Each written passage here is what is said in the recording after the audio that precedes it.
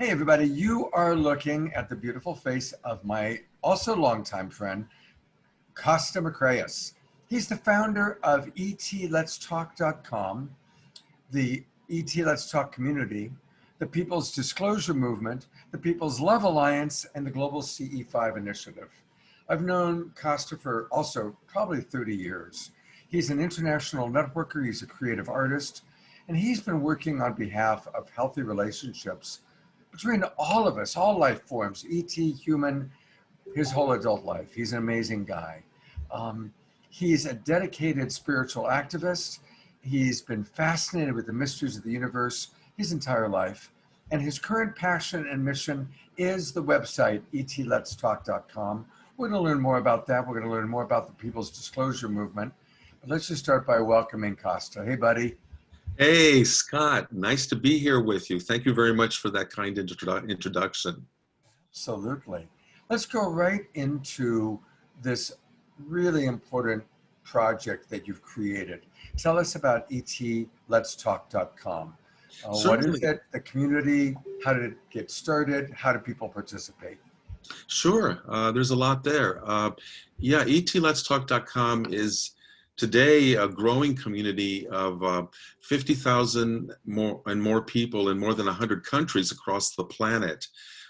It was founded by me in 2012, and we continue to grow and add more people and more teams across the planet. The basic idea has been in this community to teach the star people contact, ET contact. They like to be called star people, they told me, but I sometimes just go back and forth between ET and star people, so I hope they forgive me for that.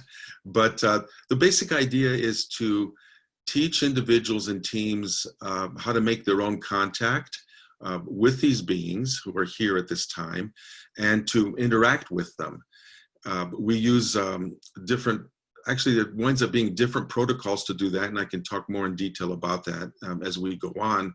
But the basic idea is the use of consciousness, intention, the raising of our vibrations so that we can be detected and known and interact with these beings who are often operating on higher vibrational levels than we are. So as a community, we've been doing this since 2012, and we've been holding monthly virtual get-togethers on Saturdays since then. Actually since 2010 I started that, where the entire community gets together during a Saturday that's nearest the new moon so that we can get a dark sky for the people that want to have visual kind of sightings. But we've been doing this every month and joining as this virtual community and joining and visualizing ourselves as a network across the planet, which creates a unified group field of welcome and invitation to the benevolent star visitors. And by doing this month after month over the years, we have amassed quite a load of experience from hundreds of sightings, stories, healings, all kinds of communication that's happened in the community as a result of this activity. And the idea is to keep it going. And that's what I'm really all about, is to tell people that this community is out there. There are other communities too, which I'm happy to see, because we are a worldwide movement. And I'll talk a little bit more about that as the People's Disclosure Movement as we go on. But our ET Let's Talk community is definitely about just making this contact, teaching people, everyday people, how to do it and how easy it is, and then creating a support group so that we can all share our contact experiences and learn from each other and teach each other, because this is not only experimental what we're doing and unheard of, but it's also experiential. We're learning as we're going.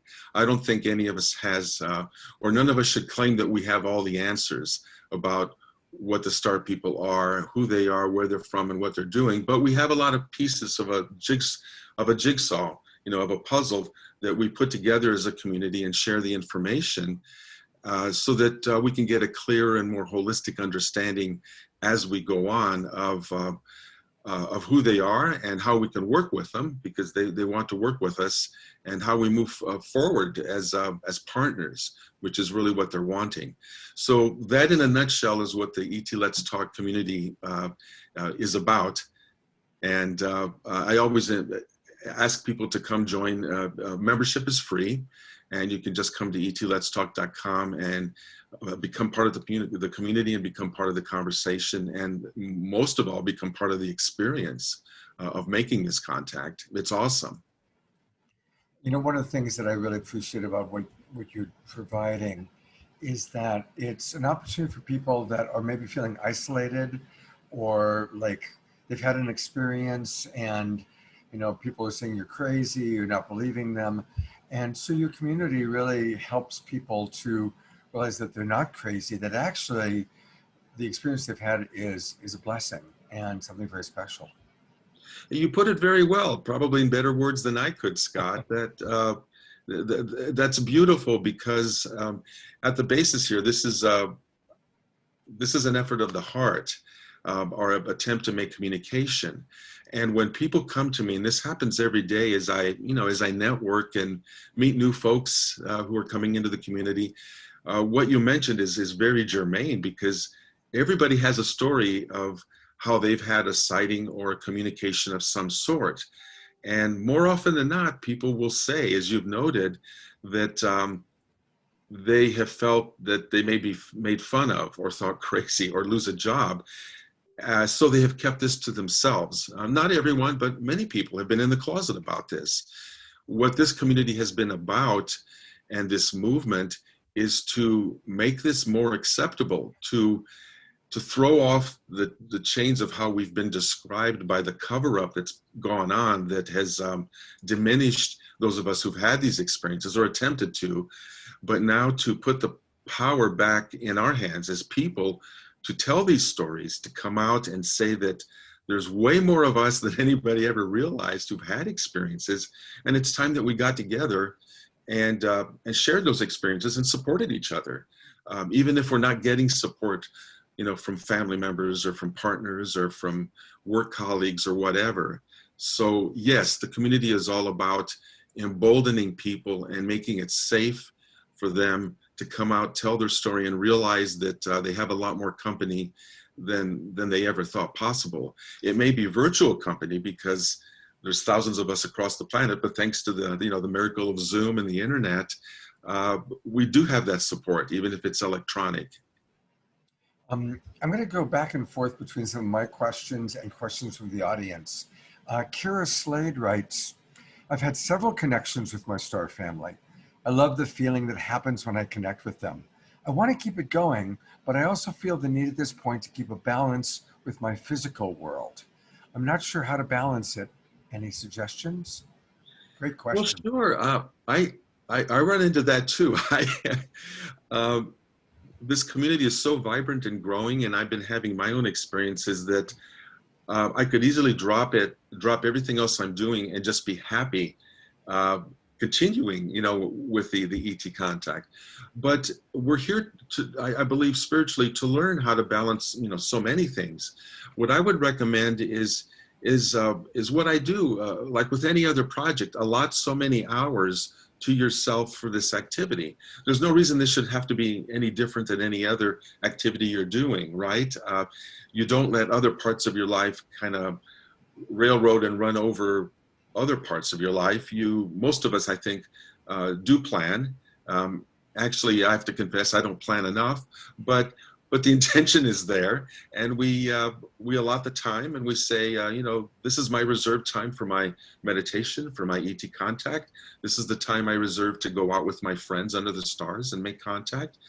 And of course, these are the other times I reserve for doing the laundry, going to work, taking care of my family. It should be done with grace and with a sense of joy, is what I say, not with a sense of, this is not a zero-sum game. By taking away from one thing, you're leaving another thing undone. This is all about, there's plenty of love to go around. You just have to manage your energy, manage your time, and I think you can have a balanced life doing that if you just have the right attitude and not feel rushed or judge yourself or say you're not doing enough. That's something that happens a lot, where a lot of us who are in the service work may say to ourselves, man, I should be doing more in my waking hours to save the world, to do this and that.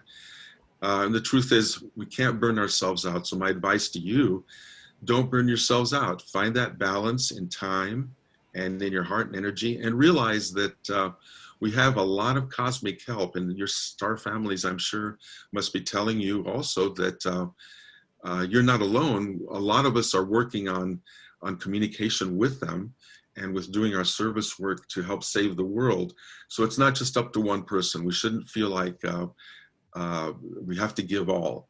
It would burn us out. Let's give some and balance it, and I think that will be doing the best thing that you can do for the overall picture of how we're evolving. Thank you for considering that and bringing it up, because it's an important question that faces a lot of us. Oh, it's beautiful. You know, and I want to add one other thought too, if I may, and that is, when we have a mystical or sacred experience, don't make a religion out of it, right? And don't try and assign too much meaning to it. Sometimes it's just a beautiful experience, and it's beautiful to see what our interpretations might be, but not to get too attached to the interpretation.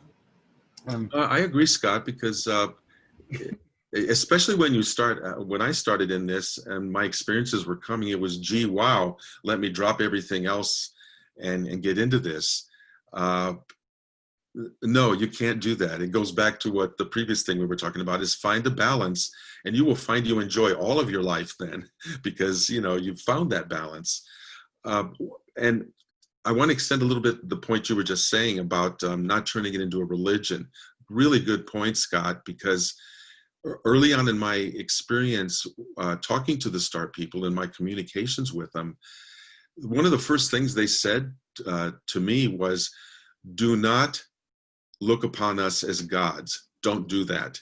We are to be considered as elder brothers, sisters, and cousins. We're family.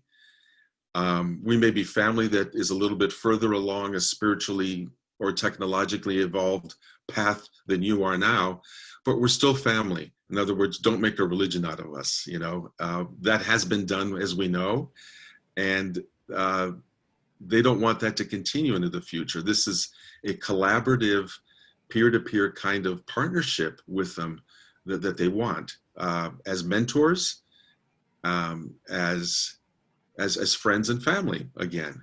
How would you feel about discovering a cousin, let's say, across the waters that you never knew you had? You know, maybe you did some kind of genealogical research and, oh my God, there's this person, and you find out that they are so much more knowledgeable and experienced in life and things. You would not worship them, but you would want to communicate with them and say, hey, how are you doing? Let's shake hands. I've got some questions about this. You've been down this road. What would you recommend?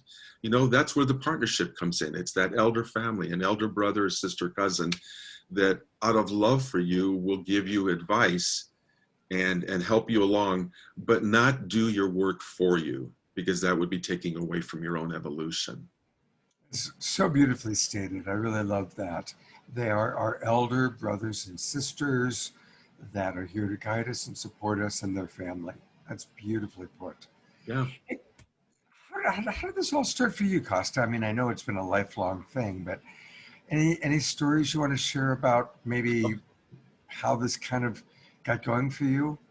Oh, absolutely. I like to say that everybody who comes into this community has a story, and it's just my pleasure to be listening to yours and other people's stories, because you know what? No two are alike. I am learning every day. So yeah, I've got my own story. The real brief background is I came of age in the early 60s during in the United States and in the Midwest in Indiana, at a time when the NASA space program, regardless of what many people here think about NASA, back then it kind of ruled the roost. And the Gemini, the Mercury, the Apollo programs, all of that was part of a shared world experience back then, as humanity strove to reach the stars in conventional ways. So I was informed by that program, and I was into astronomy, had a telescope. I was reading a lot of science fiction. So my whole youth was really pointed upwards and always wondering about the, the splendor of the heavens and enjoying that and feeling a mystical connection to it. As well as wonder what the life is out there. There's got to be life. When I was about 10 or 11, I picked up a classic paperback book with a UFO, a classic UFO with a dome-shaped top on the cover, and a lot of pictures that came out of the contactee movement of the 50s, and I was smitten. So that was my childhood. I could not read enough at that point. There weren't a lot of books, not like what it's like now with the internet, where information about our star people friends is all over the place.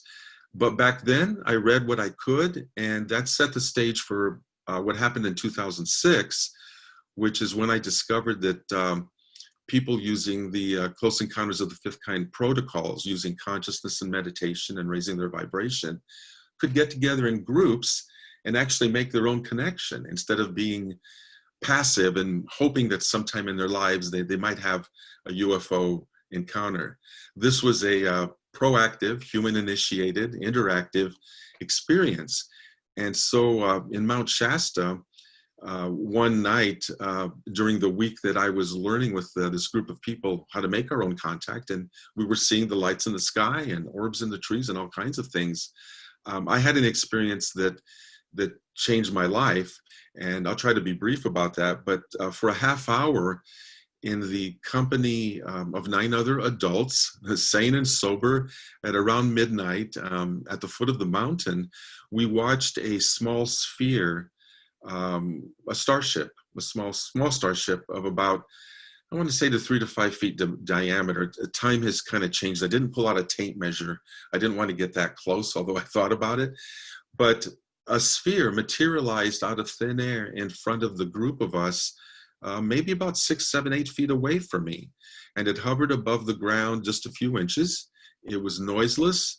There were no other real artifacts, things going on, no wind. It wasn't the shadows. It wasn't the moon. It was clearly there. And it was you couldn't see through it, opaque. It looked gray to me. But for half an hour, it hovered there. And then one of the people from across the way who was watching this suddenly said to all of us, I just got a telepathic message from the beings who are inside of this. And they tell me that they're scientists and they're here to study the human energy system.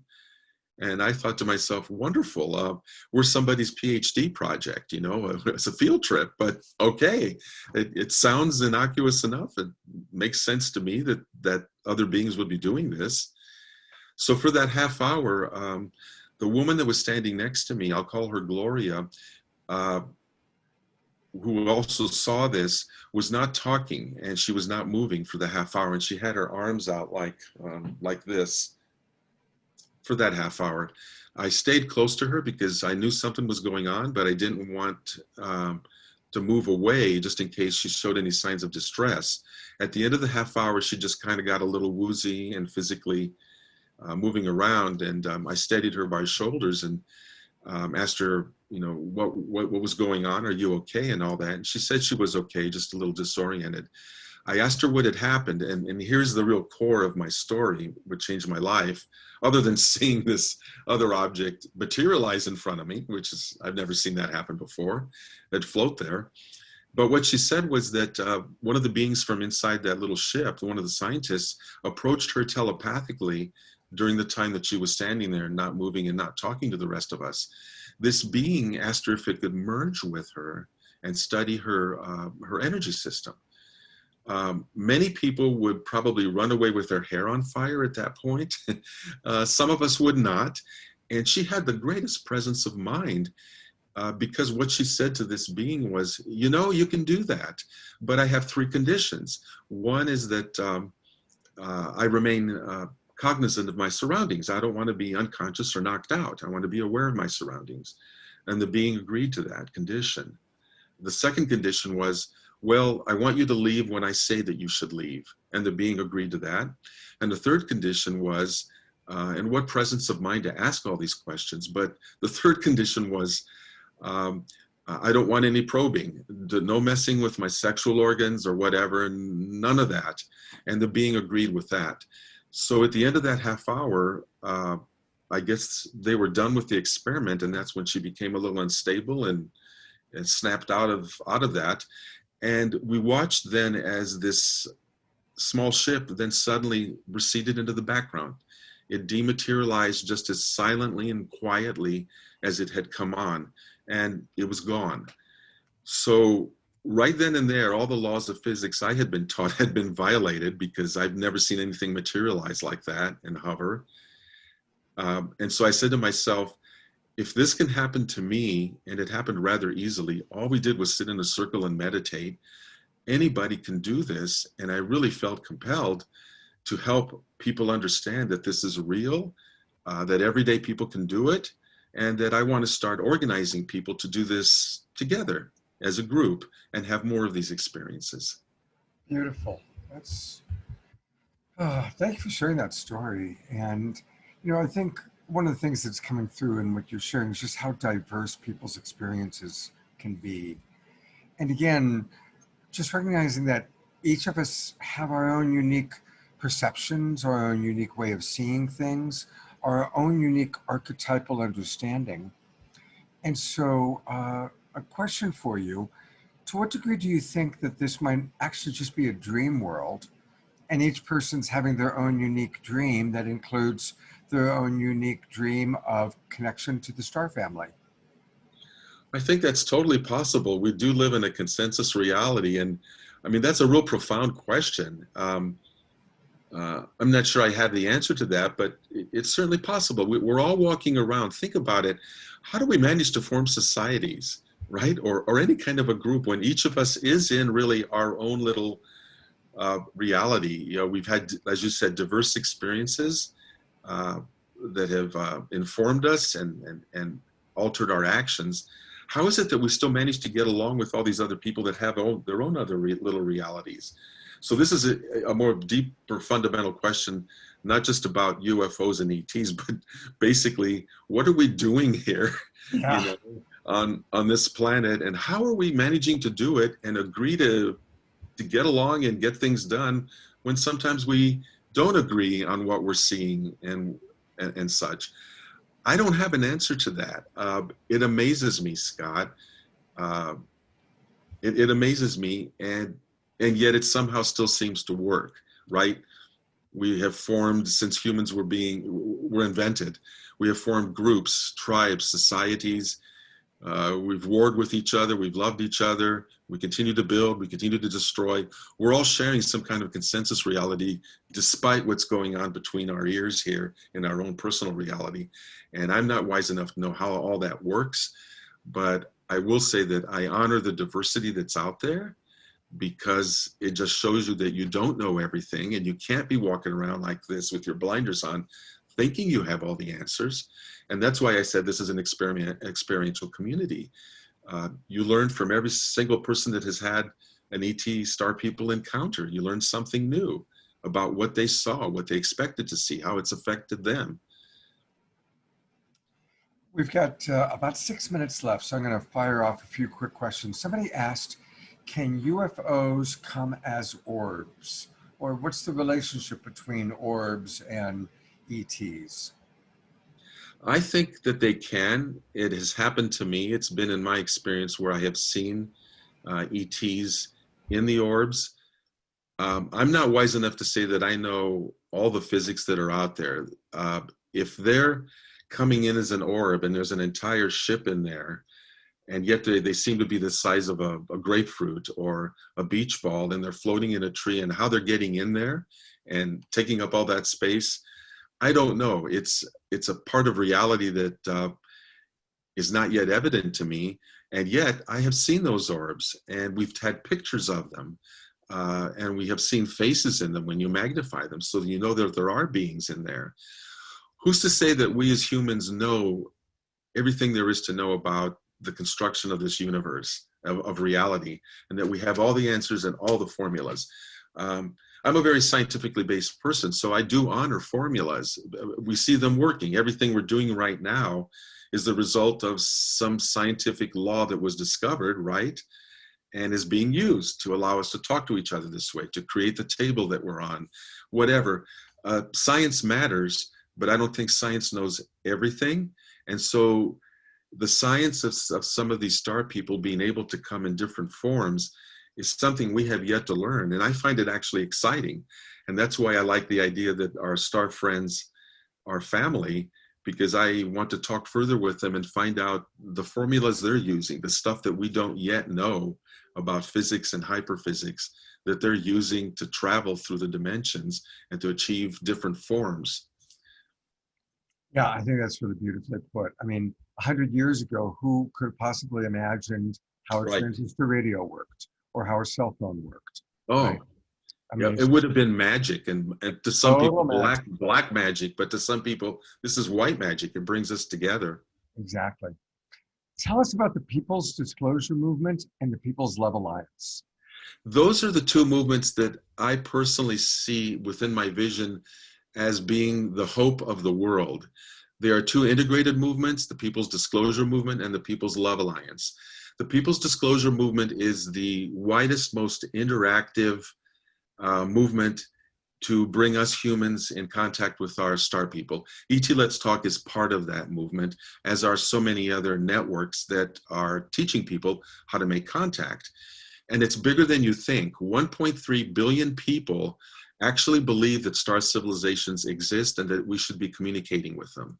Wow. Now, not all those people are making contact. Half of them are looking for their next meal, but the belief is there. The mindset is there that life is out there, it's here visiting us, and it's in bigger numbers than any of us ever dreamed. So that's our People's Disclosure. We're not waiting as people who are making our own contact. We're not waiting for a government, a president, a premier, a prime minister to make an announcement. And I know this may come as a shock with some people, but I'm not looking for disclosure. I don't care anymore about the official disclosure. The People's Disclosure happened in 2019, a year ago, when my star friends tell me that enough of us were making contact with them that we now have an incredible momentum that cannot be stopped. There is so much of humanity that is ready and has made contact. It's the biggest elephant or the biggest ET starship in the room that no one has been talking about, but it's the People's Disclosure. There's enough of us now doing this that no government or institutional authority can tell us, can cover it up anymore. That's all in the past. We're talking about the future. That disclosure happened in 2019. It's the People's Disclosure, and we're carrying it forward until the day comes when the conditions are right for our star people friends to be here on Earth with us so that we can work more openly with each other. So that's the People's Disclosure movement. I see a lot of hope in that. The People's Love Alliance is composed of 1 billion human beings, I'm told again by my star friends who have a kind of a bigger view of the big picture. 1 billion human beings have opened their hearts just enough, doesn't mean that we're all Mother Teresa, but just enough that we are open to the new energies coming in now that want to build a golden age on the planet. We are people who value kindness, goodwill, love, compassion, building rather than destroying. None of us is perfect, but we're all, like I said, we're open and we're working towards that. And that's what the People's Love Alliance is. I will be making more videos, and that's why I encourage people to come to etletstalk.com, because I can communicate with you and tell you when I'm going to be giving more information about this Love Alliance. And what it means is that there are people in greater numbers than any of us imagine, this 1 billion, who are actively working to make a better world, and that we do have a chance to survive all these incredible challenges. Don't need to enumerate those. Everybody knows what those are, that may want to destroy our civilization, but we're up to the task. We are those who are the builders, and that's what the People's Love Alliance is. And it's working together with the People's Disclosure Movement. I don't see them as different things. They're two sides of the same coin. The cosmic societies are here to help us because they know that we are at a point where we can spiritually evolve. Call it ascension, call it what you will. There are many names. And though they don't want to do the work for us, they're here to help us. The People's Love Alliance are the people, us, our friends, who are doing the work that we can do, that we're able to do to make a better world in so many different ways that that and different roles that we can play that are out there. You know, none of us are doing the same thing, but it's taking a global village to save this planet. And we have the help of the galactics to do that. So in a nutshell, that's the People's Love Alliance working with the People's Disclosure Movement. And that's what makes me a cautious optimist that we're going to make it through this. It looks tough, but we have way more help. And I keep telling people, concentrate on what you want, not on the victimhood of what's been done to us as a species or as a planet. There's a lot of history to that, but now's the time to create and look forward. The best way to predict the future is to create it. And that's what we're doing in these two different movements.